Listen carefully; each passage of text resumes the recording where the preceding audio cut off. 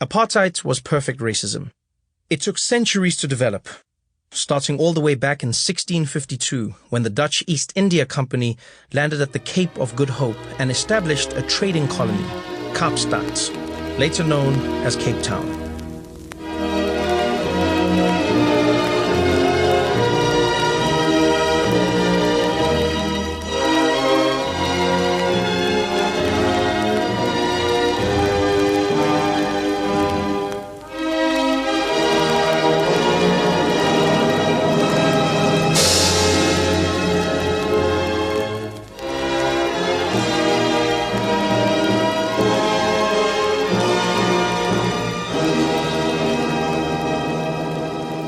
So says Trevor Noah in the introduction to the second chapter of his memoir, Born a Crime.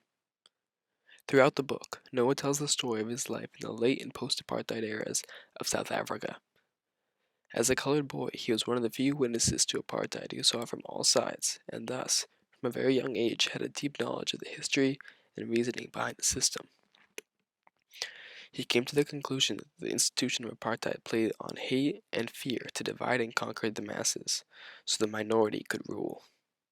This conclusion will be explored and expanded upon through direct quotes from his memoir. Racism and fear.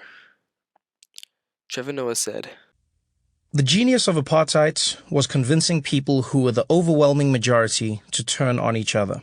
You separate people into groups and make them hate one another, so you can run them all." Hate through artificial divisions was what built the apartheid system. The Afrikaners in power stoked hate between the other groups so they could quietly take control, and they did this in three ways: their control over language, geography, and demographics. Firstly, and most importantly, according to Trevor Noah, was the division by language. The architects of apartheid understood. A shared language says, we're the same. A language barrier says, we're different. South Africa is an extremely linguistically diverse country, with upwards of 12 languages spoken with notable populations.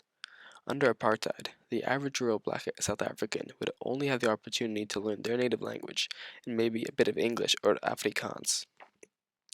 This socially isolated black South Africans from each other and made nationwide organization against the government difficult. If black South Africans from across the country wanted to communicate with each other, they would have to do so through English or Afrikaans, feeding into apartheid's colonial goals of building a white European nation under Afrikaans or English. As Nelson Mandela said, "If you talk to a man in a language he understands, that goes to his head. If you talk to him in his language, that goes to his heart." By depriving black South Africans of the education to learn necessary language skills, apartheid keeps them from humanizing each other, as seen through Noah's response to Mandela's quote. He was so right. When you make the effort to speak someone else's language, even if it's just basic phrases here and there, you are saying to them, I understand that you have a culture and identity that exists beyond me. I see you as a human being. Apartheid fueled further fear and irrational hate between peoples through its control over geography, seen most prominently in the homelands and townships. The homelands, described by Trevor Noah as semi-sovereign black territories that were in reality puppet states of the government in Pretoria, were essentially reservations inspired by Canadian and American models for black people to be cordoned off unless they were of use in the cities as labor. To fully sow division among the black populace in the homelands, the government carefully segregated them into ethno-linguistic groups. By dividing them across the country on reservations they could not leave without permission, the government further isolated the black majority while strengthening its control. Another way in which apartheid used its mastery of geography to keep non-white majority down and divided was through the employment of townships. But this so-called white country could not function without black labor to produce its wealth, which meant black people had to be allowed to live near white areas in the townships. Government-planned ghettos built to house black workers. The townships were made out of necessity for cheap labor, but the architects of apartheid made sure they would remain as isolated as possible to imitate the purpose of the homelands. Townships were made to be racially homogeneous and easily occupiable, so if need be, the government could close them down.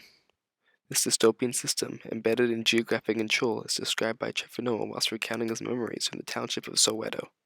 Soweto was designed to be bombed. That's how forward-thinking the architects of apartheid were. The township was a city unto itself, with a population of nearly 1 million. There were only 2 roads, in and out. That was so that the military could lock us in, quell any rebellion.